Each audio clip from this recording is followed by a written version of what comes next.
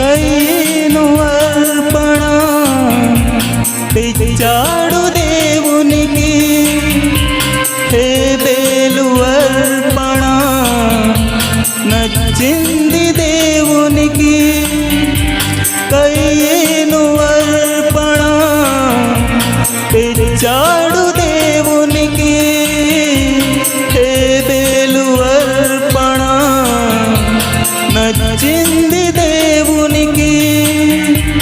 అర్పించు వాటి కంటే అర్పించు మనిషి ముఖ్యం.